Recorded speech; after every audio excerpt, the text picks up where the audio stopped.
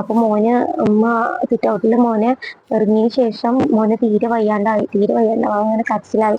കുറേ നേരം കഴിഞ്ഞ് രാവിലെ സംഭവിച്ച ആ കാര്യം കുട്ടി ഒരു 9 മണി വരെ 10 മണി വരെ ഇരുന്ന് കരഞ്ഞിട്ടുണ്ട്. ആരുമില്ല കേട്ടോ, അവരൊക്കെ പോയിട്ടുണ്ട്. ഉമ്മ പോയി. പിന്നെ ഞാൻ ഒറ്റയ്ക്കേ ഉള്ളൂ. ഞാൻ ഈ കുട്ടീനായിട്ട് ഇങ്ങനെ ഇരുന്നാണ്ട് അവനങ്ങനെ ഒഴിഞ്ഞു കൊടുക്കുന്നുണ്ട്. അതേപോലെ അവൻ കരയാതിരിക്കാൻ വേണ്ടിയിട്ട് ഞാൻ മാക്സിമം ഞാൻ നോക്കുന്നുണ്ട്. അപ്പോൾ അവൻ കരച്ചിൽ നിർത്തുന്നില്ല. ആ സമയത്താണ്, അന്നാണ് സെക്കൻഡ് വെഡിങ് ആനിവേഴ്സറി വരുന്നത്. അപ്പൊ ഞാൻ ആ സമയത്ത് എൻ്റെ ഉമ്മ വന്നു കേട്ടോ. ഒരു 9 മണി 10 മണിയൊക്കെ ആയപ്പോൾ ഉമ്മ വന്നു.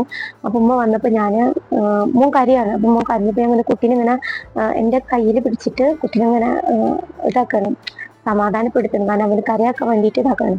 ആ സമയത്ത് ഉമ്മ ഇത് കണ്ടു. ആ സമയത്ത് ഉമ്മ വന്നപ്പോൾ ഉമ്മ കണ്ടിട്ട് ഉമ്മ ചോദിച്ചു എന്താണ് റീസൺ ചോദിച്ചപ്പോൾ ഞാൻ പറഞ്ഞു ഇങ്ങനെയൊക്കെ ഉണ്ടായി എന്ന് പറഞ്ഞപ്പോൾ അമ്മ കുറേ നോക്കിട്ടാ, അങ്ങനെ മാറ്റാനൊക്കെ നോക്കി, അവന്റെ കരച്ചിൽ മാറ്റാനൊക്കെ ഉമ്മ നോക്കി.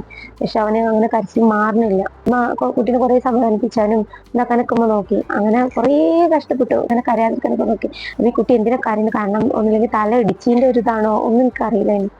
അങ്ങനെ ഉമ്മ പറഞ്ഞു ഈ പോരെ, നമുക്ക് കുട്ടീന്റെ കരച്ചിലൊക്കെ നിന്നിട്ട് നമുക്ക് പോവാന്ന് പറഞ്ഞു. കുട്ടി ഒന്ന് ഓക്കെ ആയിട്ട് ഓക്കെ ആയിട്ട് ഞാൻ പേടിച്ചിട്ട് നല്ല പേടിച്ചിട്ടുണ്ടായിരുന്നു. അപ്പൊ ഓക്കെ ആയിട്ട് നമുക്ക് പോവാ എന്ന് പറഞ്ഞിട്ടോ. അപ്പൊ ഞാൻ ഒരു 12 മണിയൊക്കെ ആയിട്ടുണ്ട് ആ സമയത്ത്. അപ്പൊ ഞാൻ ഉമ്മാനോട് പറഞ്ഞു ഞാൻ പോവാണ്, കുട്ടീൻ്റെ മനസ്സ് ഓക്കെ അല്ല, കുട്ടി ഓക്കെ അല്ല, കുട്ടി ഇങ്ങനെ കരയാണ്, ഞാൻ പോയിട്ട് ഒരു 2-3 ദിവസം കഴിഞ്ഞിട്ട് ഞാൻ വരാം എന്ന് ഞാൻ പറഞ്ഞിട്ട് ഉമ്മാനോട്. അപ്പൊ ഉമ്മ പറഞ്ഞു കുടത്തിലൊന്നും വെള്ളമാക്കി വെച്ചിട്ടില്ല, അതൊക്കെ നിറച്ചിട്ട് പോയാൽ മതി എന്ന് പറഞ്ഞു. അത് ഞാൻ കുടമൊക്കെ എടുത്തിട്ട് കിണറ്റിൽ നിന്ന് വെള്ളമൊക്കെ എടുത്ത് വെച്ചിട്ടൊക്കെ ആക്കിയിട്ട് ഞാൻ എൻ്റെ ഉമ്മാൻ്റെ കൂടെ ഞാൻ പോകുന്നു. പിന്നെ അത് ആഗസ്റ്റ് 15 സെക്കൻഡ് വെഡിങ് ആനിവേഴ്സറിൻ്റെ അന്നാണ് ആ സംഭവം ഉണ്ടാവുന്നത്. അപ്പൊ ഞാൻ വീട്ടിലേക്ക് തിരിച്ചു പോന്നതിന് ശേഷം മോനെ ഞങ്ങൾ കൊണ്ടുപോകുന്നുണ്ട്. ഞാനും ഒരുപാട് കുറേ ഹോസ്പിറ്റലിൽ മോനായിട്ട് പോയി, കുറേ നമ്മൾ എടുത്തുള്ള ക്ലിനിക്കിലൊക്കെ മോനായിട്ടും പോയി, കുറേ ഹോസ്പിറ്റലിൽ പോയി, കുറേ ഹോസ്പിറ്റലാണ് 8-9 ഹോസ്പിറ്റലിലായിട്ട് നമ്മൾ എടുത്തുള്ള ക്ലിനിക്കിലൊക്കെ പോയി. അതിലൊരു ക്ലിനിക്കിൽ വെച്ചിട്ടാണ് അവിടുത്തെ ഡോക്ടറായിരുന്നു, കുട്ടികളുടെ ഡോക്ടർ, സന്തോഷ് ഡോക്ടർ എന്ന് പറയും. ആ ഡോക്ടർ പറഞ്ഞു കുട്ടി ആ സമയത്തേപ്പോത്തിന് പറ്റില്ലാതായിട്ടുണ്ടായിരുന്നു. കാരണം ആഗസ്റ്റ് 15 ആ സംഭവം ഉണ്ടായതിനു ശേഷം കുട്ടി കരഞ്ഞിട്ട് സെപ്റ്റംബർ 5 വരെ കുട്ടി കരയായിരുന്നു. അപ്പൊ നമ്മൾ ഇതിന്റെ ഇടയിലൊക്കെ നമ്മൾ ഹോസ്പിറ്റലിൽ കൊണ്ടുപോകുന്നുണ്ട് കുട്ടീനെ. ഇങ്ങനെ, കാരണം ഇപ്പം വയ്യാണ്ടായാല് ഒന്നും കഴിക്കൂല, മരുന്ന് കുടിക്കൂല, ഇങ്ങനെയൊക്കെയാണ്, വെള്ളം പോലും കുടിക്കാത്ത അവസ്ഥ. അപ്പൊ നമുക്ക് ഒരു ഹോസ്പിറ്റലിന്റെ ഹെൽപ്പ് ഇല്ലാതെ നമുക്ക് ഒരിക്കലും അവന് ഫുഡ് കൊടുത്താൽ പോലും അതൊന്നും അവന്റെ ഇതിൽ എത്തുന്നില്ല. കാരണം അവന് പിന്നെ ഡൗൺ ആയിട്ട് വരികയാണ്. അപ്പൊ ഞങ്ങൾ ക്ലിനിക്കിൽ പോയ സമയത്താണ് അവിടുത്തെ ഡോക്ടർ പറഞ്ഞു 15 മിനിറ്റിന്റെ ഉള്ളിൽ ICU ഉള്ള ഹോസ്പിറ്റലിലേക്ക് കുട്ടീനെ കൊണ്ടുപോകണം, അല്ലെങ്കിൽ നിങ്ങൾക്ക് കുട്ടീനെ കിട്ടൂല കേട്ടോ, കുട്ടീന്റെ ഹാർട്ടിനാണ് ന്യൂമോണിയ വന്നതെന്ന് ഡോക്ടർ പറഞ്ഞു. അത് കേട്ടപ്പോൾ എനിക്ക് ഭയങ്കര വിഷമമായി. കാരണം ഇത്രയും കാലം ഞാനൊക്കെ സഹിച്ചതും ക്ഷമിച്ചതും ഒക്കെ ഞാൻ ഈ കുട്ടിക്ക് വേണ്ടിയിട്ടാണ്. കാരണം ഒക്കെ ഞാൻ ജീവൻ പോലും പണയം വെച്ചിട്ടാണ് മോന് വേണ്ടിയിട്ടാണ് ഞാൻ എൻ്റെ ലൈഫിലെല്ലാം ഞാൻ സഹിച്ചു പോകുന്നത്. അപ്പോൾ ഇത് കണ്ടപ്പോണ്ടല്ലോ ഡോക്ടർ ഇങ്ങനത്തെ ഒരു കാര്യം ഡോക്ടർ പറഞ്ഞപ്പോൾ എനിക്ക് ഭയങ്കര വിഷമമായി. എനിക്ക് അറിയില്ല, ഒരു കയ്യും കാലൊക്കെ വിറക്കുന്ന ഒരു ഫീലിംഗ് ആയിരുന്നു. എവിടെ തുടങ്ങുമെന്ന് അറിയില്ല, എന്ത് ചെയ്യുമെന്ന് അറിയില്ല. കാരണം ഒരു താങ്ങും തണലായിട്ട് ഒരാളും ഇല്ല, അമ്മ മാത്രമാണ് ഉള്ളത്. കാരണം നമുക്ക് ഒരു ബുദ്ധിമുട്ട് വരുമ്പോഴും നമുക്ക് ഒരാളും ഇല്ല, നമ്മൾ ചുറ്റിനുള്ളൂ. ആ സമയത്ത് ഞാൻ അപ്പൊ ഡോക്ടർ ഇങ്ങനെ ഭയങ്കരമായിട്ട് എന്തിനാണ് കുട്ടിക്ക് ഇത്ര വയ്യാത്ത, ഈ ഹാർട്ടിൽ ഒരു ഹാർട്ട് ബീറ്റ് മാറി, ഇങ്ങനെ ഹൃദയടിപ്പ് മാത്രമേ ഉള്ളൂ, കുട്ടി ഡൗൺ ആയിട്ടുണ്ട്, കുട്ടി ബോധമില്ലാത്ത പോലെ ആയിട്ടുണ്ട്. അപ്പൊ ഞാൻ എന്ത് ചെയ്യണം നമുക്കറിയില്ല. നമ്മളെ കയ്യിലാണെങ്കിലോ പൈസ ഇല്ലാത്തൊരു സിറ്റുവേഷനിലാണ് ഇങ്ങനത്തെ സംഭവം ഉണ്ടാവുന്നത്. അപ്പൊ ഞാൻ ഡോക്ടറിനോട് ഞാൻ പറഞ്ഞു ഡോക്ടറെ എന്ത് ചെയ്യാൻ പറ്റും. അപ്പൊ ഡോക്ടർ ഹോസ്പിറ്റലിലേക്ക് എഴുതി തന്നു, MES ഹോസ്പിറ്റലിലേക്ക് എഴുതി തന്നു. എനിക്കറിയാം, കാരണം ആ ഹോസ്പിറ്റലിലൊക്കെ ആകുമ്പോൾ അത്രയും വലിയ ഹോസ്പിറ്റൽ ആയതുകൊണ്ട് തന്നെ ഒരുപാട് പൈസ വേണ്ടി വരും. അപ്പൊ എനിക്ക് മനസ്സിലായി കുറേ പൈസ വേണ്ടി വരും എന്നുള്ളത് അറിയാം. അപ്പൊ ഞാൻ ആളോട് ചോദിച്ചു പൈസ വേണമെന്ന് പറഞ്ഞു. പൈസ എന്താ ചെയ്യാ, ഹോസ്പിറ്റലിൽ അഡ്മിറ്റ് ആക്കണ്ടേന്ന് പറഞ്ഞു. അപ്പൊ എന്നോട് പറഞ്ഞു ഈ എന്താ വെച്ചാൽ കാട്ടിക്കോ, നിന്റെ അടുത്ത് ഒന്നുമില്ല എന്നാ പറഞ്ഞത്. അത് കേട്ടപ്പോൾ എനിക്ക് ഭയങ്കര വിഷമമായി. എനിക്കാണ് ഇങ്ങനെ സിറ്റുവേഷൻ വന്നതെന്നുണ്ടെങ്കിൽ ഒരിക്കലും ഞാൻ ചോദിക്കില്ലായിരുന്നു. പക്ഷെ മോനിങ്ങനെ ഇത് വന്നിട്ട് അത് കാണാത്ത പോലെ നിന്നപ്പോൾ എനിക്ക് ഭയങ്കര വിഷമം തോന്നി. അപ്പൊ എന്നോട് അതോട്ട് പറഞ്ഞത് ഈ എത്തച്ച കാട്ടിക്കോ, എന്റെ കയ്യിൽ ഒന്നുമില്ല എന്ന് പറഞ്ഞു. അവർ പുതിയ വണ്ടിയൊക്കെ എടുത്തിരുന്നു. എന്നിട്ട് പോലും അവര് പറഞ്ഞു, ആള് പറഞ്ഞു ആളെ കയ്യിൽ ഒന്നുമില്ല, പൈസ ഒന്നുമില്ല, എന്താ വെച്ചാൽ കാട്ടിക്കോ. അപ്പൊ അവരൊക്കെ മനസ്സിൽ കുട്ടി പോണം, ആ ഒരു മൈൻഡ് മാത്രമേ ഉള്ളൂ. അല്ലാതെ സ്വന്തം കുട്ടീനോട് സ്നേഹം ഉണ്ടെങ്കിൽ ഇങ്ങനെയൊക്കെ കാട്ടേനോ, എനിക്ക് തോന്നുന്നില്ല ഇങ്ങനെയൊക്കെ കാട്ടുന്നുള്ളത്. അപ്പൊ ഞാൻ പറഞ്ഞു ഞാൻ എൻ്റെ കയ്യിൽ അവർ ഗോൾഡ് ഒക്കെ വിറ്റിരുന്നു കേട്ടോ. അപ്പൊ ബാക്കിയുള്ള ഗോൾഡ് ഒരു പവന്റെ കൈച്ചെയിൻ ഉണ്ടായിരുന്നു, പിന്നെ 2 റിങ് ഉണ്ടായിരുന്നു, പിന്നെ മഹർ, പിന്നെ കമ്മല്, ഇത്ര ഉണ്ടായിട്ടുള്ളൂ, ഇത്ര ഉള്ളൂ കേട്ടോ. എൻ്റെ കയ്യിലുണ്ടായിരുന്നു ഇത്രേ ഉള്ളൂ. അപ്പൊ അതിന് നമുക്ക് അലൗഡ് ആയത് നമുക്ക് ഹാൻഡ് ചെയിനും പിന്നെ റിങ് കൊടുക്കുന്നത് മാത്രമേ നമുക്ക് പറ്റുള്ളൂ. അപ്പൊ ഞാനത് എന്നിട്ട് അത് ഞാൻ ആളെ കയ്യിൽ കൊടുത്തു. നിങ്ങൾ എന്താ വെച്ചാൽ കാട്ടിക്കാണ്ട് എനിക്ക് പൈസ കൊടുന്നേരിന്ന് പറഞ്ഞു ഞാൻ. അപ്പം എന്നോട് പറഞ്ഞു എന്നെ കൊണ്ട് ഒറ്റക്കൊന്നും പോകാൻ പറ്റില്ല എന്ന് പറഞ്ഞു. അപ്പം ഞാൻ ആളെയും കൂട്ടിയാണ് തന്നെ ഞാൻ പോയി. അവിടെ അടുത്തുള്ള ഒരു ജ്വല്ലറി പോയിട്ട് അത് കൊടുത്തു. ഏകദേശം 26,000 രൂപയുടെ പൈസ കിട്ടി. അങ്ങനെ ആ പൈസ ആയിട്ട് MESക്ക് മോനെ അഡ്മിറ്റ് ആക്കാൻ പോവാം.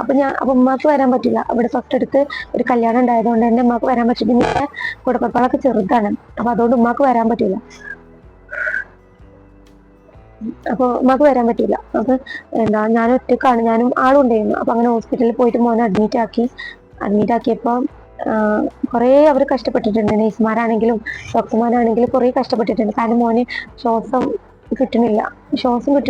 അവന്റെ കയ്യിൽ ഇഞ്ചക്ഷന് വേണ്ടിയിട്ടുള്ള സ്റ്റിച്ച് ഇടാന് നരമ്പ് കാണാത്ത ഇഷ്യൂസ് ഉണ്ടായി.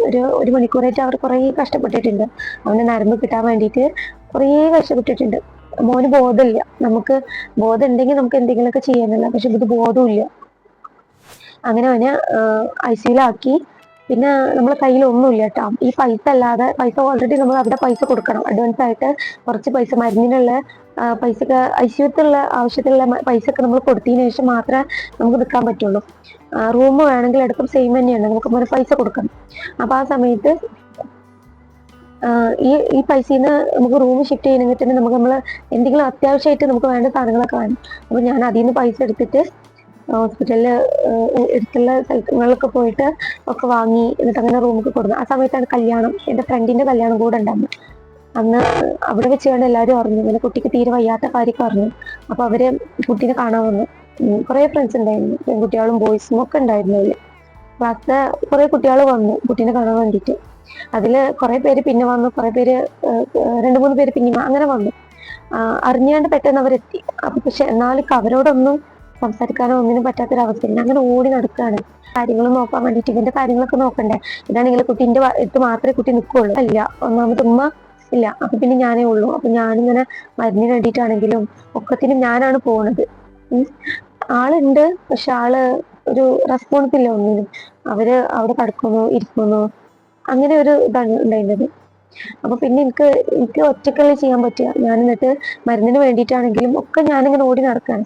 അപ്പോഴാണ് പിന്നെ റൂം കിട്ടിയത്. അപ്പൊ മോനിങ്ങനെ ICUലാണ്. അപ്പൊ പിന്നെ നമുക്ക് റൂം എക്സ്ട്രാ വാങ്ങും വേണം. അങ്ങനെ ഞാൻ റൂം എടുത്തു. 5-ാം നിലയിലായിരുന്നു റൂം ഉണ്ടായത്. ICU അങ്ങനെ തന്നെയാണ്. എന്റെ കൂടെ ആരുമില്ല, ആ സമയത്തൊന്നും ആരുമില്ല. പിന്നെ എൻ്റെ മൂത്തമ്മ വന്നു. ഇങ്ങനെ ഞാൻ ഒറ്റക്കാണെന്ന് പറഞ്ഞപ്പോ മൂത്തമ്മ ഹോസ്പിറ്റലിലേക്ക് വന്നു. എന്നിട്ട് പോലും ആർക്കും ഒരു ഇതില്ല. ഇങ്ങനെ ഞാൻ ഒറ്റക്ക് എല്ലാം ചെയ്യാണ്. അവിടെ ഓടണം, ഇവിടെ ഓടണം, അങ്ങനെയൊക്കെയായിരുന്നു എൻ്റെ അപ്പോഴത്തെ സിറ്റുവേഷൻ. എനിക്ക് ഇപ്പോഴും അറിയില്ല എങ്ങനെയാണ് അതൊക്കെ തരണം ചെയ്തതെന്ന് എനിക്കറിയില്ല. സാധാരണ എല്ലാവരും അങ്ങനെ തന്നെയാണ്. ഒരുവിധം ഒരു ഉമ്മ ആയി കഴിഞ്ഞാല് നമുക്കത് ആരെന്ത് ചെയ്തിട്ടില്ലെങ്കിലും നമുക്ക് ആ സമയത്തൊക്കെ നമ്മളെ മക്കളെ സംരക്ഷിക്കണം, അല്ലെങ്കിൽ മക്കളെ രക്ഷപ്പെടുത്തണം, ഈ ഒരു മൈൻഡ് മാത്രമേ ഉണ്ടാവുള്ളൂ. എൻ്റെ മനസ്സിൽ അതന്നെയായിരുന്നു, മോനെ എങ്ങനെയെങ്കിലും രക്ഷപ്പെടുത്തണം, ഇത് മാത്രമേ ഇതിന്റെ മനസ്സിൽ. അല്ലാതെ ആരെങ്കിലും നോക്കുന്നുണ്ടോ ഒന്നുമില്ല കേട്ടോ.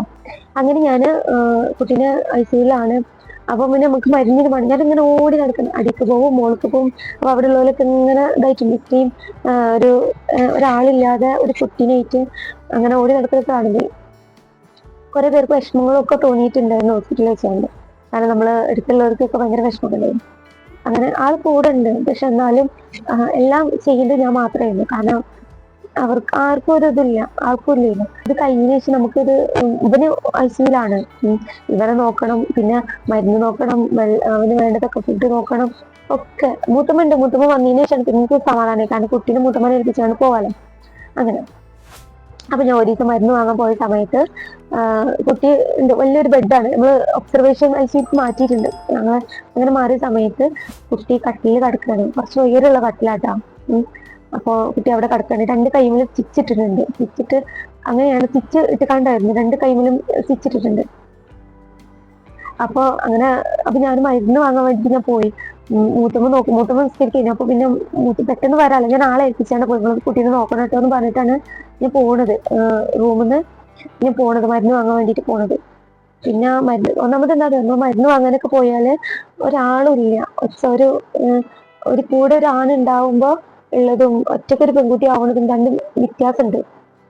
മരുന്ന് ഫാർമസി ചെന്നപ്പോൾ ഇങ്ങനെ സെയിം തന്നെയാണ് കേട്ടോ. കൂടെ ആണുങ്ങളുള്ളവർക്കൊക്കെ പെട്ടെന്ന് കൊടുക്കുന്നുണ്ട്, ഞാൻ ഒറ്റക്കല്ല. അപ്പൊ അവര് തരുന്നില്ല. അവര് എല്ലാവർക്കും കൊടുത്തതിന് ശേഷം, ധൃതിയുള്ളവർക്ക് കൊടുത്തതിന് ശേഷം അങ്ങനെയാണ് ചെയ്യുന്നത്. അപ്പൊ ഞാൻ പറഞ്ഞു എനിക്ക് മരുന്ന് വേണം, എന്റെ കുട്ടി ഐസിയിലാണെന്ന് പറഞ്ഞിട്ട് കുറെ കരഞ്ഞു, കുറെ ഒച്ച ഉണ്ടാക്കിയിട്ട് ഭയങ്കരമായിട്ട് ഒച്ച ഉണ്ടാക്കിയപ്പോ അവര് മരുന്ന് തന്നു. പിന്നെ എന്നിട്ട് ഞാൻ മരുന്ന് തന്നിട്ട് ഞാൻ വേഗം റൂമൊക്കെ എത്തി. ഞാൻ അങ്ങനെ എത്തിയപ്പോ ആ കട്ടിൽ നിന്ന് വിയാനായിട്ട് നിൽക്കുന്നുണ്ട്. ഉയരമുള്ള ബെഡാണ് കേട്ടോ. അപ്പൊ ആ ഉയരമുള്ള ബെഡ്മെന്ന് കുട്ടി വിയാനായിട്ട് നിൽക്കുന്നുണ്ട്. രണ്ട് കൈമേൽ കുട്ടീനെ സ്റ്റിച്ചിട്ടിട്ടുണ്ട്, രണ്ട് കൈമേല്. അങ്ങനെയാണ്. അപ്പൊ കുട്ടി മുട്ടുക്കുന്ന പ്രായമാണ്. അപ്പൊ ഇങ്ങനെ മുട്ടുത്തിക്കാണ്ട് നിൽക്കുന്ന സമയത്ത് ഇപ്പുറത്ത് ഞാൻ ആളെ ഏൽപ്പിച്ച് പോയതല്ലേനോ, അപ്പൊ ഇപ്പുറത്ത് ആൾ ഇവിടെ കിടക്കുന്നുണ്ട്. അതിങ്ങനെ കിടക്കുന്ന കുട്ടി വീണത് നോക്കി നിൽക്കുകയാണ് ആള്. ഈ കുട്ടി വീണതേ നോക്കി നിൽക്കുകയാണ്. എന്നിട്ട് ഇങ്ങനെ ചിരിക്കുന്നുണ്ട്. അപ്പൊ ഞാൻ വന്നു നോക്കി, പെട്ടെന്ന് വാതിൽ തുറന്നു നോക്കിയപ്പോ ഈ കുട്ടി എന്താ വീയാൻ വേണ്ടിയിട്ട് നിൽക്കണ ഞാൻ കാണുന്നത്. ആ സമയത്ത് ഞങ്ങൾ ഇങ്ങനെ കണ്ണി ചിരിക്കാണ്. അപ്പൊ ഞാൻ ചോദിച്ചു നിങ്ങൾ എന്ത് കാട്ടിയത്, കുട്ടി നിങ്ങൾക്ക് എടുത്തുകൂടെയെന്ന് ചോദിച്ചു. അപ്പൊ ആള് പറഞ്ഞു കുട്ടി വീയോ നോക്കാൻ വേണ്ടിയിട്ടാണ് ഞാൻ ഇങ്ങനെ കാട്ടിയത്, വീയോ നോക്കാൻ വേണ്ടിയിട്ടാണെന്ന് പറഞ്ഞു. അത് നോക്കേനു ഞാന്, ആ വീയോ നോക്കേനു പറഞ്ഞു.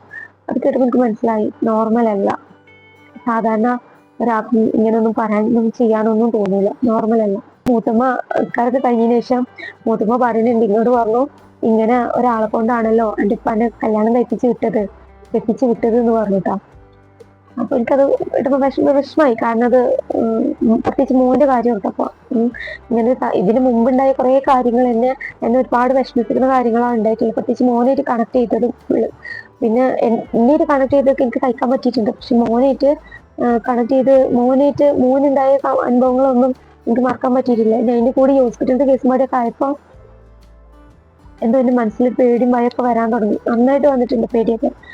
പിന്നെ ഇത് എനിക്ക് ആരോട് പറയാനും പറ്റുന്നില്ല. അപ്പൊ എനിക്ക് തോന്നി മരുന്ന് കുടിക്കുന്നത് നിന്നിട്ടുണ്ട്. കാരണം ഹോസ്പിറ്റലായപ്പോ കൃത്യമായിട്ടുള്ള ഒരു മരുന്ന് കുടിച്ചാൻ പറ്റിയിട്ടില്ല. കാരണം ഹോസ്പിറ്റലല്ലേ, കാരണം ഇതുവരെ എന്നെ കാണിക്കാതെയാണ് ഇവര് മരുന്ന് കൊടുക്കുന്നത്. അപ്പൊ പിന്നെ കുടിക്കാൻ പറ്റിയിട്ടില്ല മരുന്ന്.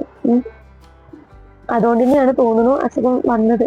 പിന്നെ അസുഖം വരാനുള്ള റീസൺ എന്ന് പറഞ്ഞാല് ഇതെനിക്കറിയില്ല എന്താണ് അസുഖം എന്ന്. ഞാൻ കണ്ടിട്ടൊന്നുമില്ലല്ലോ. ഇങ്ങനെ ടെൻഷൻ വരുമെന്ന് മാത്രമേ എനിക്കറിയുള്ളൂ. അപ്പൊ ഇതെനിക്കറിയില്ലല്ലോ, ഞാൻ കണ്ടിട്ടില്ലാത്തതുകൊണ്ട് തന്നെ ഇതിനെക്കുറിച്ച് എനിക്ക് കൂടുതൽ അറിയില്ല. അങ്ങനെയായിരുന്നു. പക്ഷെ ഹോസ്പിറ്റലിൽ വെച്ചിട്ട് ആളെ മരുന്ന് മുടങ്ങിയപ്പോ ആള് ചെയ്യുന്നതൊക്കെ ഞാൻ കണ്ടു. ചെറിയ കുട്ടികളെ പോലെ ആള് കാട്ടുകയാണ് ചെയ്യുന്നത്. കുട്ടികളെ പോലെ എന്ന് വെച്ചാല് ഒരു ഉത്തരവാദിത്തം ഇല്ലാതെ, എന്താ പറയാ, ഒരു നോർമൽ ആയ ആള് പെരുമാറുന്ന പോലെ അല്ല ആള് പെരുമാറിയിട്ടുണ്ടായിരുന്നത്. എനിക്കത് ഭയങ്കര വിഷമായി. അങ്ങനെ പെരുമാറിനൊക്കെ കണ്ടപ്പോ, അങ്ങനെ കാട്ടുന്ന കണ്ടപ്പോ എനിക്ക് നല്ല വിഷമായിട്ട് എന്തിനാ അങ്ങനെ കാട്ടുന്നതൊക്കെ ഞാൻ കുറേ വട്ടം വിചാരിച്ചു. കാരണം അപ്പോഴാണ് ഞാൻ അറിയുന്നത് എന്താണ്. കാരണം ആള് ചെയ്യുന്നതൊക്കെ ഞാൻ നേരിൽ കണ്ട്. അപ്പോഴാണ് എനിക്ക് മനസ്സിലാവണേ ഇതാണ് അസുഖം. ഇത് ഒരിക്കലും എന്നെക്കൊണ്ട് മാറ്റാൻ കഴിയില്ല. അതെനിക്ക് നല്ല ഉറപ്പായി. ഇനിയിപ്പോ അവരെത്ര ഞാൻ എന്നെ മരുന്നാക്കിയാണ്ട് ഉപയോഗിക്കാൻ നോക്കിയാലും എന്നെക്കൊണ്ട് അത് മാറ്റാൻ കഴിയൂല. അത് ഞാൻ നേരിട്ട് കണ്ടു. എന്താണ് അസുഖം എന്നുള്ളത് ഞാൻ നേരിട്ട് കണ്ടു. ഇത് എന്റെ കയ്യിൽ നിൽക്കൂല എന്നുള്ളത് എനിക്ക് മനസ്സിലായി. അപ്പൊ പിന്നെ എനിക്ക് പേടിയായിട്ടോ. ഒന്നാമത് ഇങ്ങനെയൊക്കെ കണ്ടപ്പോ എനിക്ക് പേടിയായി, നല്ല പേടിയായിരുന്നു. അപ്പൊ ഹോസ്പിറ്റലിൽ വെച്ചിട്ട് ഇപ്പൊ ആൾ ഇങ്ങനെ തന്നെയാണ് നിൽക്കുന്നതൊക്കെ. അതിന്റെ ഇടയിൽ കൂടെ വിളിച്ച് പറഞ്ഞിട്ടുണ്ടാവോ അറിയില്ല, വീട്ടിൽ വിളിച്ച് പറഞ്ഞോ ഒന്നും അറിയില്ല. ഉമ്മയും ഓലൊക്കെ വന്നു. ഒരു 3-4 ദിവസം കഴിഞ്ഞപ്പോ ഉമ്മയൊക്കെ വന്നിട്ട്, ഉമ്മയും എല്ലാരും വന്നു. വീട്ടിൽ കാക്കാരും അവരൊക്കെ വന്നിട്ടോ. ഉമ്മ മരുന്ന് കൊടുക്കുന്നത് ഞാൻ കണ്ടിട്ടോ. വെള്ളം മരുന്നൊക്കെ ഗുളികയും കൊടുക്കുന്നത് ഞാൻ കണ്ടു. അതിനുശേഷമാണ് ആള് നോർമലായത്. നോർമൽ വെച്ചാൽ എന്നാലും ഇതൊന്നുമില്ല, പക്ഷെ ഓരോന്നും ചെയ്യണില്ലേ ഇനി ഒരു കൂളായിട്ട് നിൽക്കുന്നത് ഞാൻ കണ്ടു. അപ്പോഴും ഞാൻ തന്നെ ഓടി നടക്കുന്ന എനിക്ക്. പിന്നെ ഒരു ദിവസം അങ്ങനെ കാഷ്വാലിറ്റിയിൽ പോയിട്ട് മരുന്ന് വാങ്ങാൻ വേണ്ടിയിട്ട് പോയ സമയത്ത് ഫാർമസിക്ക് ഒപ്പാണ് എടുത്താണുള്ളത്. അടിയേക്ക് പോകണം, നേരെ താഴത്താണ് ഫാർമസിക്ക് ഉള്ളത്. അപ്പൊ അങ്ങനെ പോയ സമയത്ത് അവിടുന്ന് ആളുകൊണ്ടിട്ട് ഞാൻ ആളെ കൊണ്ടുപോയിട്ടുണ്ടായിരുന്നു. മൂത്തമ്മാന്റെ കുട്ടീനെ ഏൽപ്പിച്ചിട്ട് ഞാൻ ആളായിട്ടാണ് പോയത്. അങ്ങനെ പോയത് ഞാൻ ഇത് പറഞ്ഞു, നിങ്ങളൊന്ന് ചോദിച്ചു നോക്കി, ഞാൻ ചോദിച്ചാലേ കിട്ടാതിരിക്കും, നിങ്ങളൊന്ന് ചോദിച്ചു നോക്കിന്ന് പറഞ്ഞു. അപ്പൊ ആളെന്ത് പറഞ്ഞിട്ട് മുകൾക്ക് നോക്കി വേണ്ടി ചിരിക്കുക ചെയ്തത്, അല്ലാതെ ആള് മരുന്ന് ചോദിക്കുക ഒന്നും ചെയ്തില്ല. അപ്പൊ ആള് നിൽക്കെ തന്നെ ഞാൻ അവരായിട്ട് ഷൗട്ട് ചെയ്തു, ഫാർമസിക്കാരായിട്ട് ഞാൻ ഭയങ്കരമായിട്ട്. കാരണം എന്റെ കുട്ടിക്ക് മരുന്ന് വേണം ഉറക്കനെ ഞാൻ പറഞ്ഞു. അപ്പൊ അവരെനിക്ക് മരുന്ന് തന്നു. പിന്നെ ഞാൻ വരുമ്പോ തന്നെ അവര് മാറിക്കാൻ തുടങ്ങി, മരുന്ന് കിട്ടാൻ വേണ്ടിയിട്ട് മാറിക്കാൻ തുടങ്ങി. അങ്ങനെ ഏകദേശം 10-15 ദിവസമായിട്ട് ഹോസ്പിറ്റലിൽ നിന്നിട്ടുണ്ട്. പിന്നെ ബില്ലടക്കണം നേരത്തെ കേട്ടോ. അന്ന് ഡിസ്ചാർജ് ആവേണ്ട ആ ദിവസം ആരും ഇല്ലല്ലോ, പിന്നെ കൂടെ ഒറ്റയ്ക്ക് കഴിയൂല. അപ്പൊ ഉമ്മനോട് പറഞ്ഞു, നിങ്ങളൊന്ന് വരണമ്മ, കുട്ടിക്ക് ഇങ്ങനെ നമ്മള് ഡിസ്ചാർജ് ആവുകയാണെന്നുള്ള കാര്യം എൻ്റെ അമ്മയോട് പറഞ്ഞു. അപ്പൊ ആള് വീട്ടിൽ പോയിരുന്നു കേട്ടോ. ആൾക്ക് പിന്നെ ഇത് തുടങ്ങി, മരുന്ന് തെറ്റിയപ്പോ പിന്നെയും തുടങ്ങി. ആള് വീട്ടിൽ പോയിരുന്നു കേട്ടോ. അപ്പൊ വീട്ടിൽ പോയ സമയത്ത് ഞാൻ ഇത് ഉമ്മക്ക് വിളിക്കുന്നത്. അപ്പൊ ഉമ്മ പറഞ്ഞു ഓനോട് ഇങ്ങോട്ട് വരാൻ പറയാ. ആള് വണ്ടിയിൽ പോകാലോ വിചാരിച്ചിട്ട് അങ്ങനെ പോയി, വണ്ടിയിൽ പോയി. അപ്പൊ വഴി തെറ്റിക്കാണ്ടൊക്കെയാണ് ഉമ്മനെ കൊണ്ടുപോയിട്ടുള്ളത്. ഇതൊന്നും നമുക്ക് അറിയില്ല കേട്ടോ. കാരണം ഇത് ഞാൻ അറിയുന്നത് ഉമ്മ വന്ന് ഇത് പറയുമ്പോഴാണ് ഞാനത് അറിയുന്നത്. ഉമ്മ എൻ്റെ അടുത്ത് വന്നിട്ട് പറയുമ്പോൾ വന്നപ്പോ തന്നെ എന്നോട് പറയാ, തെറ്റാതി അങ്ങനെ ഓൻ ഇങ്ങനെ വഴി തെറ്റിച്ചിക്കാണ്ടൊക്കെ ഇത് കൊണ്ടേക്കണം, അവിടെയും ഇവിടെയൊക്കെ വണ്ടി ഇരിക്കാന്നൊന്നു ഒരു നോർമൽ അല്ലാത്ത പോലെയാണ് പെരുമാറുന്നത്, കാട്ടുന്നതെന്നൊക്കെ കണ്ടു. അപ്പൊ മൂത്തിന്നൊക്കെ പറഞ്ഞിട്ട് ഉമ്മാനോട് അങ്ങനെ തന്നെ ഇവിടുന്നൊക്കെ കാട്ടിൻ്റെത്. അപ്പൊ ഉമ്മാനും ചീത്ത കേട്ടോ, നിങ്ങൾ എന്ത് കണ്ടു കാണും ഇങ്ങനെ ഒരാളെ കൊണ്ട് കെട്ടിച്ചത്, ഒന്ന് നോക്കി കണ്ടൊക്കെ ചെയ്തേനോ അങ്ങനെയൊക്കെ പറഞ്ഞു ഉമ്മാനോട്. അപ്പൊ ഉമ്മാക്ക് പിന്നെ പേടിയായി. ഇത് സെയിമനെ എന്നെ പോലെ തന്നെ ഉമ്മാക്കും പേടിയായി. കാരണം അത് നമ്മൾ വിചാരിക്കാത്തൊരു കാര്യമാണ്. ഇങ്ങനൊരു അവസ്ഥ വരും എന്നുള്ളത് ഒരിക്കലും വിചാരിച്ചിട്ടില്ല അങ്ങനെ ഉണ്ടാവും എന്നുള്ളത്. അപ്പൊ ഇത് നമ്മളെ കണ്ണു മുമ്പിൽ ഞാൻ കണ്ടു എന്താണ് അസുഖം എന്നുള്ളത് വ്യക്തമായിട്ട് ഞാൻ കണ്ടു. അപ്പൊ ഞാൻ പറഞ്ഞു ഇങ്ങോട്ട് പോരുകയാണ്, എന്റെ വീട്ടിൽ തന്നെ പോവാണെന്ന് പറഞ്ഞിട്ട് മോനായിട്ട് പോന്നു. ഓക്കെ അതിന് ശേഷം മോനായിട്ട് പോന്നു. അപ്പൊ ബാക്കിയുള്ള പൈസ ഉണ്ടായിരുന്നു എന്റെ കയ്യില്. അന്ന് സ്വർണം വിറ്റതിന് ശേഷം ബാക്കിയുള്ള കുറച്ച് മരുന്ന് വാങ്ങാനൊക്കെ ആയിട്ട് കുറച്ച് പൈസ ഉണ്ടായിരുന്നു. അപ്പൊ അതൊക്കെ ആയിട്ട് പോന്നു. എന്നിട്ട് പിന്നെ അവരാരും തിരിഞ്ഞു നോക്കണില്ല. കുട്ടീന്റെ ഫസ്റ്റത്തെ പെരുന്നാൾ വന്നു. അപ്പൊ അവരാരും വരുന്നില്ല. കുറെ ദിവസം, ഒരു 15 ദിവസം കഴിഞ്ഞിട്ടും ആ വീട്ടിൽ നിന്നോ ആരും വരുന്നില്ല, ആളും വരുന്നില്ല. വിളിച്ചു നോക്കിയിട്ട് പോലും ഫോണ് എടുക്കുന്നില്ല. അങ്ങനത്തെ ഒരു അവസ്ഥയിലായിരുന്നു.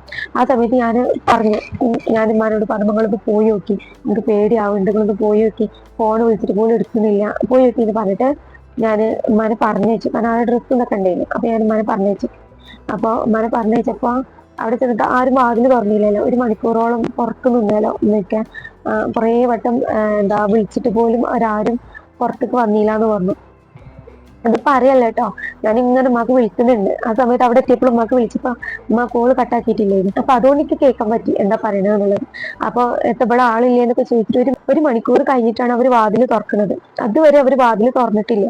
അപ്പൊ ആളെ കണ്ടതും എൻ്റെ അമ്മക്ക് ഭയങ്കര ഷോക്കായി. കാരണം ഒരു അപസ്മാരമുള്ള ഒരാളെ പോലെ, ഒരു ഓട്ടിസം ബാധിച്ച ഒരാളെ പോലെ, അങ്ങനെയല്ല അതിനെക്കാട്ടിലും രീതിയിൽ ഉള്ള ഒരു അവസ്ഥയിൽ കണ്ടു. രോഗമാണ് പഠിച്ചതിന് നമുക്ക് എപ്പോഴാ തരികയെന്ന് പറയുന്നത്. പക്ഷെ നമുക്ക് എന്തുണ്ടെങ്കിലും ഒരു കല്യാണം പോലുള്ള ഒരു കാര്യം സംഭവിക്കുമ്പോൾ ഉറപ്പായിട്ട് നമ്മൾ സത്യാവസ്ഥ പറയണം. ഒരിക്കലും ഒരു കള്ളം പറഞ്ഞിട്ട് നമ്മൾ ഉണ്ടാക്കേണ്ട ഒരു കാര്യമല്ല ഇതൊന്നും. കാരണം ഇതിപ്പോ നമുക്കൊക്കെ സഹിക്കും. ഇതിപ്പോ ഒരാളെ മാത്രം ബാധിക്കുന്ന കാര്യമാണെങ്കിൽ നമുക്കത് സഹിക്കായിരുന്നു. പക്ഷെ ഇത് കുട്ടീനെ പോലും വകതിരിവില്ല.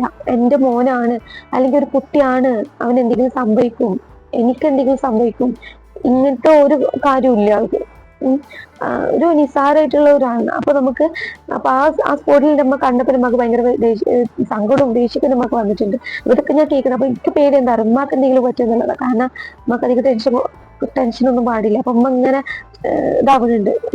അവരായിട്ട് ഭയങ്കരമായിട്ട് ഇങ്ങനെ കരഞ്ഞു പറയുന്നുണ്ട്, എന്തിനാ എൻ്റെ കുട്ടീൻ്റെ ജീവിതം അതൊക്കെ എന്നൊക്കെ ചോദിച്ചിട്ട് ഇങ്ങനെ കരയുന്നുണ്ട് അവരോട്. അപ്പോൾ കുറേ കരഞ്ഞ്, അപ്പൊ ഈ കരച്ചിലിന്റെ സൗണ്ടൊക്കെ ഞാൻ കേൾക്കുന്നുണ്ട് ഉമ്മ കരയുന്നത്. അപ്പൊ ഉമ്മ പറയുന്നുണ്ട്, എൻ്റെ കുട്ടിക്ക് പ്രായമൊന്നായിട്ടില്ല, എൻ്റെ കുട്ടിക്ക് 19 വയസ്സുള്ളൂ, നിങ്ങൾ എന്തിനാ ഇങ്ങനെയൊക്കെ ചെയ്തത് എന്ന് എൻ്റെ ഉമ്മ അവരോട് കെഞ്ചി പറയുന്നുണ്ട്. എനിക്കൊരു പൈതലുണ്ട്, ഇതൊക്കെ ഇങ്ങനെ പറയുന്നുണ്ട്. അപ്പൊ അവര് പറഞ്ഞു, നിങ്ങൾക്ക് അന്വേഷിച്ചൂടേനോന്ന്, അവനക്ക് ഈ അസുഖമുള്ള കാര്യം നാട് ഫുള്ള് അറിയാം, അവന് നിൽക്കണം എന്ന് വെച്ചാൽ ഓട്ടോ ഓടിച്ചിട്ട് സ്ഥലത്തൊക്കെ അറിയാം, ഇങ്ങനെ ഒരു അസുഖമുള്ള കാര്യം അറിയാം, നിങ്ങൾക്ക് അന്വേഷിച്ചൂടേനോ ചോദിച്ചു. അത് കേട്ടപ്പോ സത്യം പറഞ്ഞ എൻ്റെ അമ്മക്ക് ഭയങ്കര വിഷമം വന്നു. കാരണം ഇത് കേൾക്കുമ്പോണ്ടല്ലോ ആർക്കാണെങ്കിലും വിഷമം വരും. ഇത് പറഞ്ഞത് മൂത്തപ്പാന്റെ കുട്ടിയാണ് പറഞ്ഞത്. അവിടുത്തെ മൂത്തപ്പാന്റെ കുട്ടിയാണ് ഈ കാര്യം പറഞ്ഞത്, അന്വേഷിച്ചൂടേനോ എന്ന്. പിന്നെ ഇത് മലക്ക് മാറിഞ്ഞിട്ടാ. അപ്പൊ അമ്മ പറഞ്ഞു, എവിടെ കൊണ്ടുപോയിക്കാണ്ടാണെങ്കിലും ഞങ്ങൾ മാറ്റിക്കോളാം, നിങ്ങൾ എത്ര പൈസ വേണമെങ്കിലും ഞങ്ങൾ ചെലവാക്കാം, എവിടെ കൊണ്ടുപോയിക്കാണ്ടാണെങ്കിലും ഞങ്ങൾ മാറ്റിക്കോളാം, നിങ്ങൾ തരുമോ എന്ന് ചോദിച്ചിട്ടോ. അപ്പൊ അവര് പറഞ്ഞു, മലക്ക് മാറിയിട്ട് പറഞ്ഞു, അവരുടെ മോനും ഒരു അസുഖവും ഇല്ല, നിങ്ങൾ ഉണ്ടാക്കണ്ടെന്ന് പറഞ്ഞുണ്ടാക്കണ്ട പറഞ്ഞു. ഓരോ മോനും ഒരു അസുഖവും ഇല്ല, ആസ്പത്രിയിൽ കൊണ്ടുപോകാനൊന്നും ഇതാവില്ല എന്നൊക്കെ പറഞ്ഞു. അവർ ഇതിൽ തന്നെ നിന്നു, അല്ലെങ്കിൽ നമുക്ക് എന്തെങ്കിലുമൊക്കെ ചെയ്യാൻ പറ്റുമല്ലോ. അപ്പൊ അതിൽ തന്നെ അവർ ഉറച്ചു നിന്നു. അങ്ങനെ ഞാൻ പിന്നെ കോണ്ടാക്ട് ഇല്ല, രണ്ടുപേർക്കിടയിൽ കോണ്ടാക്ട് ഇല്ല. അങ്ങനെ കോണ്ടാക്ട് ഇല്ല, കുറെ കഴിഞ്ഞിട്ട് കോണ്ടാക്ട് ഇല്ല. ഇപ്പൊ നാട്ടിലില്ല. അപ്പൊ ഞാൻ വിളിച്ചപ്പോൾ ഞാൻ പറഞ്ഞു, ഇങ്ങനെയൊക്കെ ഉണ്ടായി, അസുഖം ഇങ്ങനെയാണ് ഉണ്ടായത്, എല്ലാ കാര്യം ഞാൻ പറഞ്ഞപ്പോ ഇപ്പൊ പറഞ്ഞു, ഞാൻ വന്നിട്ട് അസുഖം മാറ്റി തരാന്ന് പറഞ്ഞു. എവിടെ വെച്ചാൽ കൊണ്ടുപോയിട്ട് അസുഖം മാറ്റി തരാന്ന് പറഞ്ഞു. പിന്നെ നാട്ടിലേക്ക് എത്തുന്നതിന് മുമ്പ് ഇത് അറിഞ്ഞല്ലോ, ഇങ്ങനെ അസുഖമുള്ള കാര്യം അറിഞ്ഞപ്പോ അവർക്ക് വിളിച്ചിട്ട് കുറെ ചീത്തൊക്കെ പറഞ്ഞപ്പോ അവര് മഞ്ചേരിയിലുള്ള ഒരു മെന്റൽ ഹോസ്പിറ്റലിന്റെ ഡീറ്റെയിൽസ് അയച്ചു തന്നു. ഉപ്പാക്ക് അയച്ചു കൊടുത്തു. അവിടുത്തെ മരുന്നാണ് കുടിച്ചിനെന്ന് അറിയാൻ വേണ്ടിയിട്ട് ഒരു സ്ലിപ്പ് അയച്ചു കൊടുത്തു കേട്ടോ. അതിനുശേഷമാണ് ഭയങ്കരമായിട്ട് ഇഷ്യൂസ് തുടങ്ങിയത്. കാരണം നമുക്ക് സത്യാവസ്ഥ മനസ്സിലായി. അപ്പൊ പിന്നെ ഇതാണ് സത്യം, ഇങ്ങനെ ഒരു അസുഖമാണെന്നുള്ള സത്യം അന്ന് മനസ്സിലായി. ഈ മരുന്നിന്റെ ഒരു ഇഷ്യൂസ് വന്നപ്പോൾ ലിസ്റ്റ് അയച്ചപ്പോൾ അതുവരെ അവർ അസുഖമില്ല എന്നൊക്കെ പറഞ്ഞിട്ട് ഈ ലിസ്റ്റ് അയച്ച സമയത്ത് നമുക്ക് മനസ്സിലായി ഇതാണ് അസുഖം. ഇത് അതുവരെ അവർ പറയാത്ത കാര്യങ്ങളൊക്കെ അന്നാണ് തിരിച്ചറിയുന്നത്. ഇത് ഭയങ്കരമായിട്ട് വിഷമമുണ്ടാക്കി. എനിക്കാണെങ്കിലും നല്ല വിഷമമുണ്ടാക്കി. കാരണം ഒരു കല്യാണമൊക്കെ ഉണ്ടാവുന്ന സമയത്ത് നമ്മളിത് പറയണം, ഇങ്ങനെ എന്തെങ്കിലും ഇഷ്യൂസ് ഉണ്ടെങ്കിൽ പറയണം. പക്ഷെ അത് അവർ പറഞ്ഞിട്ടില്ല. ഒരു എന്താ പറയാ, എന്തെങ്കിലും അവർ പറയേണ്ടേനും, ഇതൊന്നും അവർ പറഞ്ഞില്ല. അവര് പറയില്ല എന്ന് എന്താ പറയാ, നമ്മൾ എന്തെങ്കിലും പറയുമ്പോൾ എന്തെങ്കിലും സിംറ്റംസ് നമ്മൾ പറയുമ്പോൾ അത് കാണുമ്പോൾ നമ്മൾ എന്തെങ്കിലും സിംറ്റംസ് പറയുമ്പോൾ അവർ പറയുന്നത് അവരെ മോനെ ഒരു അസുഖമില്ല, നിങ്ങൾ പറഞ്ഞുണ്ടാക്കുകയാണ്, അവരെ മോനെ ഒന്നുമില്ല, ഇങ്ങനെയാണ് പറഞ്ഞിരുന്നത്. അല്ലാതെ അവർ ആ ഒരു സത്യാവസ്ഥ എന്താണെന്ന് അവർ പറഞ്ഞു തന്നിട്ടില്ല. ഇത് ഞാനൊക്കെ കണ്ടുപിടിക്കുക ചെയ്തത്. മരുന്ന് കൊടുക്കുന്നതും ഉണ്ടാക്കുന്നതും ഹോസ്പിറ്റലിൽ കൊണ്ടുപോകുമ്പോഴും ഇതൊക്കെ ആൾക്ക് എന്തെങ്കിലും സിംറ്റംസ് വരുമ്പോഴൊക്കെ ഞാനിത് പറയുമ്പോഴാണ് ഇതറിയണത്. അല്ലാതെ അവരാരും ആദ്യം തന്നെ പറഞ്ഞതല്ല. ഞാൻ കണ്ടെത്തുമ്പോൾ അവർ നിർബന്ധിക്കുമ്പോൾ അവർ പറയും. എന്നിട്ട് തന്നെ എന്നോട് ഇത് പറഞ്ഞിട്ട് തന്നെ കുറേ പറഞ്ഞിട്ട് എന്തിനാ അവളോട് പറയാൻ പോയത് എന്നൊക്കെ പറഞ്ഞിട്ട് കുറേ പ്രശ്നങ്ങൾ ഉണ്ടായിട്ടുണ്ട്. അങ്ങനെ ഇപ്പൊ വന്നു. ഇപ്പൊ വന്നപ്പോ ഇപ്പാൻ്റെ ആറ്റിറ്റ്യൂഡ് മാറിയിട്ടാ. അതുവരെ അസുഖം മാറ്റാന്ന് പറഞ്ഞ ആള് പെട്ടെന്ന് പറഞ്ഞ് നമുക്ക് ഒഴിവാക്കാനായി. അപ്പൊ പിന്നെ ഞാനും പിന്നെ കുറെ വിചാരിച്ചിട്ടോ അതന്നെയാണ് ഏറ്റവും നല്ലത്. കാരണം എനിക്കെന്താ പറ്റിയത്, നമ്മൾ ഇത്രയും വലിപ്പമുള്ള ആൾക്കാരല്ലേ.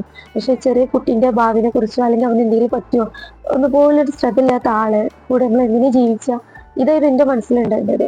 കുറെയൊക്കെ തീരുമാനങ്ങൾ എന്റേതാണ് എന്നുള്ളതാണ് ഏറ്റവും വലിയ സത്യം. അങ്ങനെ അത് കഴിഞ്ഞു. ഇപ്പൊ വന്നതിന് ശേഷം കുറെ പ്രശ്നങ്ങളുണ്ടായി. രണ്ട് കുടുംബക്കാരും തമ്മിൽ അങ്ങോട്ടും ഇങ്ങോട്ടും. അവിടുത്തെ പള്ളി കമ്മിറ്റിന്റെ അടുത്ത് വന്നപ്പോൾ ഞാൻ എല്ലാ കാര്യം ഞാൻ പറഞ്ഞിട്ടുണ്ട്. ഇവിടുത്തെ പള്ളി കമ്മിറ്റിനോട് ഞാൻ എല്ലാ കാര്യം പറഞ്ഞിട്ടുണ്ട്. അതിൽ ഒരു ഇതില്ല. കാരണം എനിക്കതൊന്നും എന്താ പറയാ ഒളിപ്പിച്ച് വെക്കേണ്ട ഒന്നുമല്ല. എല്ലാ കാര്യം ഞാൻ പറഞ്ഞിട്ടുണ്ട്. അപ്പൊ അന്നൊക്കെ അവർക്ക് ഭയങ്കര വിഷമമായിട്ടുണ്ടായിരുന്നു. പിന്നെ ഇത് കഴിഞ്ഞു. പിന്നെ ഇങ്ങനെ നീണ്ടു പോവുകയാണ്. ഏകദേശം ഒരു വർഷത്തോളം സെപ്പറേറ്റ് ആയിട്ട് നിന്നു. അതിന്റെ ഇടയിൽ പ്രശ്നങ്ങൾ ഉണ്ടായിട്ട് അവര് വന്ന് പ്രശ്നം ഉണ്ടാക്കലും ഒക്കെ ഉണ്ടായിട്ടുണ്ട്. അങ്ങനെ ഒരു ദിവസം എളാപ്പയും ആളും വന്നു. ആള് വന്നപ്പോ ഞാൻ എല്ലാ കാര്യം എളാപ്പാനോട് പറഞ്ഞു. എളാപ്പ ചേർക്കാൻ വേണ്ടിയിട്ടാണ് വന്നിട്ടുണ്ട്. അപ്പോൾ എളാപ്പാനോട് എല്ലാ കാര്യം പറഞ്ഞപ്പോൾ എളാപ്പ ചോദിച്ചു, ഞാൻ പറഞ്ഞു ഞാൻ പ്രഗ്നൻസിയിൽ പോലും എന്നെ നോക്കിയിട്ടില്ല, കെയർ ചെയ്തിട്ടില്ല എന്നൊക്കെ പറഞ്ഞപ്പോ എളാപ്പ ചോദിച്ചു ആളോട്, ഇതൊന്നും മോൾക്ക് വാങ്ങി കൊടുത്തില്ലേ, പ്രഗ്നന്റ് ആയപ്പോ ഒന്നും വാങ്ങി കൊടുത്തില്ലേ, അവളെ ഹോസ്പിറ്റലിൽ കൊണ്ടുപോയില്ലേ, ഇതൊക്കെ ഹോസ്പിറ്റലിൽ ആള് വന്നാളും എന്റെ വീട്ടുകാരാണ് ഫുള്ള് ചെലവ് കൊടുക്കുന്നത്, അപ്പൊ ഇതാക്കില്ലെന്ന് പറഞ്ഞപ്പോ പറഞ്ഞു എന്താ ഞാൻ അവൾക്ക് പുളിച്ചാറ് വാങ്ങി കൊടുത്തിരുന്നു പറഞ്ഞു. അപ്പൊ തന്നെ എളാപ്പാക്ക് ഏകദേശം മനസ്സിലായിട്ടുണ്ടാവും അത്. കാരണം എത്രത്തോളം നോർമൽ ആണെന്നുള്ള കാര്യം എളാപ്പാക്ക് മനസ്സിലായിട്ടുണ്ട്. പിന്നെ മോന്റെ ഈ അസുഖം ഉണ്ടല്ലോ ഇപ്പോഴും എനിക്ക് സെയിം ആണ്. കാരണം ഈ ന്യൂമോണിയ വന്നതിന് ശേഷം ഇതുവരെയായിട്ട് ഇത്ര വർഷമായിട്ടും ഒരു ചെറിയൊരു കഫക്കെട്ട് വന്നാൽ പോലും ഞാൻ പിന്നെ നിർത്തൂല. രാത്രി ആണെങ്കിൽ പോലും ഞാൻ മോനെ ഹോസ്പിറ്റലിൽ കൊണ്ടുപോകും. കാരണം എനിക്കിത് പേടിയാണ് ന്യൂമോണിയ. കാരണം ഹാർട്ടിന് ന്യൂമോണിയ വന്നാലേ കുട്ടീനെ പിന്നെ നമുക്ക് കിട്ടുമെന്ന് പോലും ഉറപ്പില്ല. ആ സമയത്ത് പഠിച്ചൻ എന്നോട് വീണ്ടും ഒരു കരുണ കാട്ടി. അതൊക്കെ പെട്ടെന്ന് ഫീൽ ചെയ്തിട്ടോ. പഠിച്ച കരുണ കാട്ടിയത് കിട്ടൂല എന്ന് പറഞ്ഞ കുട്ടീനെ പഠിച്ചൻ എനിക്ക് വീണ്ടും തന്നു. അവന് ജന്മം എടുത്തപ്പോൾ അവൻ ജനിക്കുന്ന സമയത്ത് എന്താണ് ഉണ്ടായത് അതന്നെ അവന് ന്യൂമോണിയ വന്ന സമയത്തും സെയിം സിറ്റുവേഷനിൽ ഞാൻ ഹാൻഡിൽ ചെയ്യേണ്ടി വന്നു. അങ്ങനെ എന്താ പറയാ, പിന്നെ സെപ്പറേറ്റ് ആയി, പിന്നെ ഡിവോഴ്സാണ് പോണത്. അതിൻ്റെ ഇടയിൽ ഒരുപാട് കാര്യങ്ങൾ ഉണ്ടായിട്ടുണ്ട്. ഞാൻ അടുത്ത പാർട്ടായിട്ട് വരാം കേട്ടോ. ഡിവോഴ്സ് എന്നുള്ളതൊന്നും പെട്ടെന്ന് സംഭവിക്കുന്ന ഒരു കാര്യമല്ല. അങ്ങനെ ഒരു തീരുമാനം ഞാൻ എടുത്തത് അതിന് മുമ്പ് വരെ എനിക്ക് അങ്ങനത്തെ ഒരു തീരുമാനം എടുക്കണം എന്നുള്ള ഒരു മൈൻഡും ഇല്ലായിരുന്നു കേട്ടോ. ആ ഹോസ്പിറ്റലിന് മോനോട് അവനെ ചെയ്യുന്നത് കണ്ടപ്പോഴാണ്, മോന്റെ ലൈഫ് വെച്ച് കണ്ട് കളിക്കുന്നത് കണ്ടപ്പോഴാണ്, ജീവൻ വെച്ച് കണ്ട് കളിക്കുന്നത് കണ്ടപ്പോഴാണ് എനിക്ക് ഇത് വേണ്ട എന്ന് ഞാൻ തീരുമാനിക്കുന്നത്. ഒരു പക്വതയുള്ള തീരുമാനം 19ാമത്തെ വയസ്സിൽ ഞാൻ എടുക്കുന്നത്. ഇല്ല ഇനി ഇത് വേണ്ടാന്ന് തീരുമാനിക്കുന്നത് മോൻ അങ്ങനെ സിറ്റുവേഷൻസിൽ നിൽക്കുന്നത് കണ്ടപ്പോഴാണ്. കാരണം അന്നാണ് ഞാൻ തീരുമാനിച്ചത് ഇല്ല ഇത് വേണ്ട, ഇത് ഇടാം, സ്റ്റോപ്പ് ഇടാം എന്നുള്ളത് വിചാരിച്ചത് അന്നാണ് കേട്ടോ. പിന്നെ എളാപ്പ വന്നപ്പോഴൊക്കെ ഇപ്പൊ അങ്ങനെ പറയുന്നുണ്ട് പോണ്ട ഇപ്പൊ ഇങ്ങനെ കൈകൊണ്ട് കാട്ടണൊക്കെ ഉണ്ട്. പക്ഷെ ഇപ്പൊ പറഞ്ഞതുകൊണ്ടോ ആര് പറഞ്ഞതുകൊണ്ടോ അല്ല ഞാനത് തീരുമാനിച്ചത്. കാരണം മോന് ജീവനോടെ വേണം. അതിന് വേണ്ടിയിട്ട് ഞാൻ ഇത്രയും കാലം കഷ്ടപ്പെട്ടത്. അത് മാത്രമല്ല എന്റെ മനസ്സിൽ. അപ്പൊ അവന് വേണ്ടിയിട്ടാണ് ഫുള്ള് ഞാൻ സാക്രിഫൈസ് ചെയ്തത്. അപ്പൊ മോന് വേണ്ടിയിട്ട് ജീവിച്ചു. അത്രയും. പിന്നെ ബാക്കി പാർട്ടിക്ക് വേഗം വരാം കേട്ടോ. ഇനിയുണ്ട് ഡിവോഴ്സ്ക്ക് എത്താനുള്ള റീസൺസ് ഇതാണ്. ഈ ഹോസ്പിറ്റലിന്റെ കേസാണ് മെയിനായിട്ട് എത്താനുള്ള ഒരു ഇതുണ്ടായത്. പിന്നെ വന്നത് അതിൻ്റെ ഇടയിൽ കുറേ ഇഷ്യൂസ് ഉണ്ടായിട്ട് ഞാൻ പറഞ്ഞുതരാം. പറയണമെന്ന് വിചാരിച്ചോന്നല്ല, കാരണം ഇങ്ങനെ പറയാനും ഇഷ്ടം ഉണ്ടായിട്ടല്ല. പക്ഷെ ഇപ്പോഴും സത്യം അറിയാതെ എന്നെ കല്ലെറിയുന്ന കുറേ പേരുണ്ട്. കല്ലെറിയാത്ത കുറച്ച് പേരൊക്കെ എന്നെ കല്ലെറിയുന്നുണ്ട്. എന്തോ ഞാൻ ഇട്ടിട്ട് പോന്നു, ഞാൻ വേണ്ടാന്ന് വെച്ച് പോന്നു എന്നൊക്കെ പറഞ്ഞിട്ട് ഇപ്പോഴും എന്നെ കല്ലെറിയുന്നുണ്ട്. സത്യാവസ്ഥ അവർക്ക് ആർക്കും അറിയില്ല. അപ്പൊ അവരെ മുമ്പിൽ സത്യാവസ്ഥ എത്തിക്കാൻ വേണ്ടിയിട്ടാണ് ഞാൻ ഇങ്ങനെ ഒരു വീഡിയോ ആയിട്ട് വന്നിട്ടുള്ളത്. അവർ കാണും എന്നാണെങ്കിലും എൻ്റെ ഈ വീഡിയോ കണ്ടിട്ട് ഞാൻ ഡിലീറ്റ് ആക്കുന്നില്ല, അതങ്ങനെ കിടക്കും. എത്ര വർഷം കഴിഞ്ഞിട്ടാണെങ്കിലും ഈ വീഡിയോ അങ്ങനെ ഉണ്ടാവും. ഇപ്പോഴും എന്നെ വേദനിപ്പിക്കുന്ന കുറേ പേരുണ്ട്. അപ്പൊ അവർക്ക് മനസ്സിലാക്കി കൊടുക്കണം ഇതാണ് സത്യം എന്നുള്ളത്. ഞാൻ കാരോട് ഇങ്ങനെ പറയണമെന്നും ഇഷ്ടമല്ല. പക്ഷെ ഇത് എന്താ പറയാ, പിന്നെ മോനെ ഓർത്തിട്ടും കൂടിയാണ് ഇത്രയും കാലം ഞാൻ ഒന്നും മിണ്ടാഞ്ഞത്. പക്ഷെ ഇപ്പൊ എനിക്ക് തോന്നുന്നു അതിനെക്കാട്ടിൽ വലുത് സത്യം പുറത്ത് കൊണ്ടുവരിക എന്നുള്ളത് മാത്രമാണ് തോന്നുന്നത്. അപ്പൊ അതുകൊണ്ടാണ് ഞാൻ ഇങ്ങനെ ഒരു വീഡിയോ ഇട്ടത്. അല്ലാതെ എനിക്ക് ഇത്രയും കാലം ഞാൻ വീഡിയോ ഇട്ടിട്ടില്ലല്ലോ. ഇപ്പോഴും എന്നെ വേദനിപ്പിക്കുന്ന ആൾക്കാരുണ്ട്. അപ്പൊ അവർക്ക് സത്യം മനസ്സിലാവട്ടെ, അത്രയും മാത്രമേ ഉള്ളൂ എന്റെ മനസ്സിൽ. ബാക്കി പാട്ടിട്ട് ഞാൻ വരാട്ടോ.